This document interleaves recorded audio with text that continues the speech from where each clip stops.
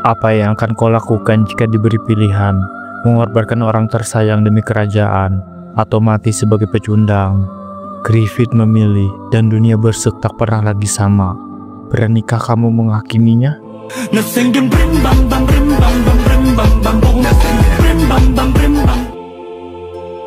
Jika kita mencoba membayangkan diri kita berada dalam posisi Griffith dari serial Berserk, kita sebenarnya sedang memasuki wilayah eksistensial yang kompleks dan gelap. Karakter Griffith bukan sekedar antagonis biasa, dia adalah representasi sempurna dari ambisi manusia yang tak terkendali, harga diri yang rapuh, dan pengorbanan moral demi tujuan. Untuk benar-benar memahami apakah kita akan bertindak sama seperti dia, kita harus melakukan analisis menyeluruh terhadap berbagai aspek yang membentuk kepribadian dan keputusannya. Pertama-tama, mari kita telusuri perkembangan psikologis Griffith dari awal. Sejak kecil, dia telah memendam mimpi besar tentang memiliki kerajaan sendiri, sebuah kastil di langit. Mimpi ini bukan sekedar keinginan biasa, melainkan obsesi total yang menjadi inti identitasnya. Dalam psikologi, kita mengenal konsep harga diri kontingen, di mana nilai diri seseorang sepenuhnya bergantung pada pencapaian tujuan tertentu. Griffith adalah contoh sempurna dari fenomena ini. Seluruh keberadaannya, rasa harga dirinya, dan makna hidupnya tergantung pada realisasi mimpinya. Ketika kita mempertimbangkan apakah kita akan bertindak seperti dia, pertanyaan mendasarnya adalah, seberapa besar kita membiarkan tujuan kita mendefinisikan siapa kita? Apakah kita juga memiliki obsesi yang mampu mengesampingkan semua pertimbangan moral lainnya? Aspek menarik lain dari psikologi Griffith adalah kemampuannya yang luar biasa untuk memisahkan hubungan emosional dari pertimbangan strategis. Dia mampu melihat orang-orang di sekitarnya, bahkan yang paling setia seperti Band of the Hawk, sebagai alat untuk mencapai tujuannya. Namun ini bukan berarti dia sama sekali tidak memiliki perasaan. Hubungannya dengan Guts menunjukkan bahwa dia memang mampu merasakan ikatan emosional yang dalam, meskipun pada akhirnya dia memilih untuk mengorbankannya.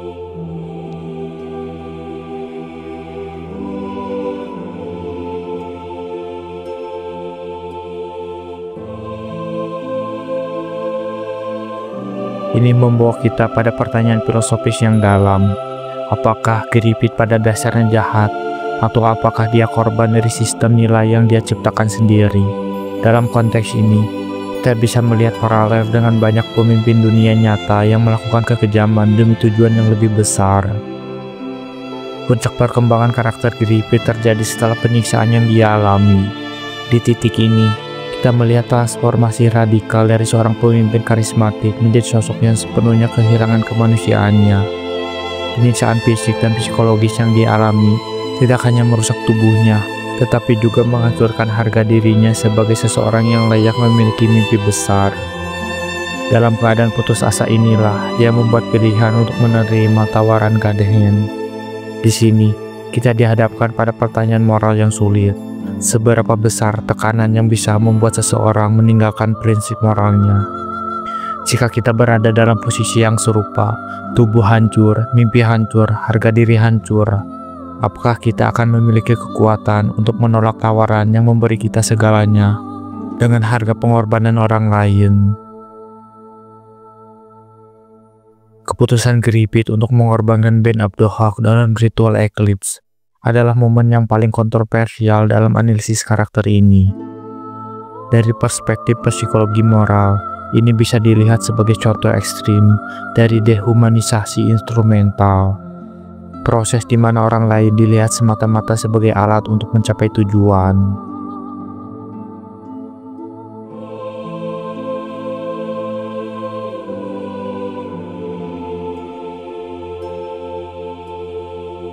Yang menarik, Griffith tidak melihat ini sebagai kejahatan, melainkan sebagai langkah yang diperlukan. Ini mencerminkan mekanisme pembenaran diri yang sering terlihat pada pelaku kejahatan nyata.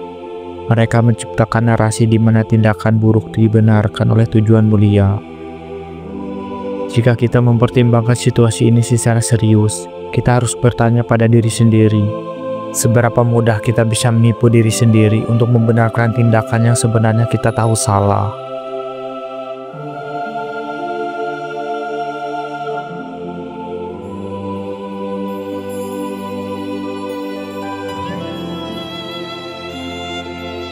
Setelah transformasinya menjadi Pemto, Griffith mencapai semua yang dia inginkan, kekuasaan, kerajaan, pengakuan.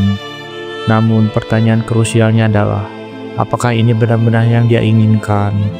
Dalam banyak hal, kemenangan Griffith terasa hampa.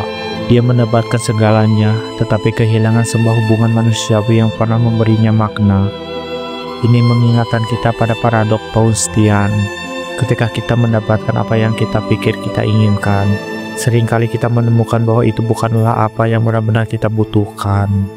Dalam konteks ini, kita bisa melihat Griffith bukan sebagai pemenang, melainkan sebagai korban terbesar dari obsesinya sendiri. Dari perspektif filosofis, karakter Griffith juga mengajak kita untuk mempertimbangkan konsep takdir versus kehendak bebas. Apakah Griffith benar-benar memiliki pilihan, atau apakah dia hanya mengikuti takdir yang sudah ditetapkan? Dalam narasi Berserk, ada indikasi kuat bahwa Griffith memang ditakdirkan untuk menjadi bagian dari God Hand. Namun, dia juga membuat pilihan-pilihan aktif yang membawanya pada titik tersebut. Dilema ini mencerminkan pertanyaan filosofis abadi tentang sejauh mana kita benar-benar memiliki kendali atas hidup kita.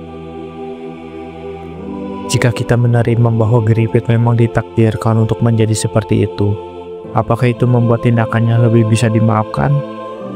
Pada akhirnya, pertanyaan apakah kita akan bertindak seperti Griffith jika berada di posisinya mengarah pada eksplorasi mendalam tentang sifat manusia.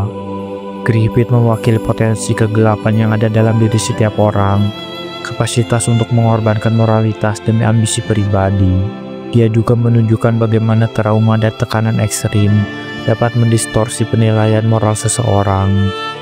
Yang paling menakutkan dari karakter Griffith adalah bahwa dalam keadaan dan tekanan tertentu, mungkin saja banyak dari kita akan membuat pilihan yang mirip. Ini bukan untuk membenarkan tindakannya, tetapi juga mengakui bahwa garis antara kebaikan dan kejahatan seringkali lebih tipis dari apa yang kita akui.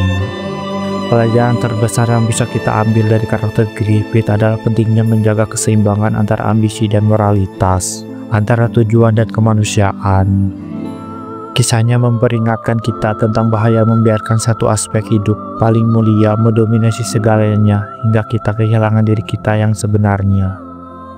Jadi, jika suatu hari kita menemukan diri kita dalam posisi seperti Griffith, semoga kita memiliki kebijaksanaan untuk mengenali saat ketika harga yang harus dibayar untuk mimpi kita menjadi lebih tinggi, dan keberanian untuk memilih jalan yang berbeda.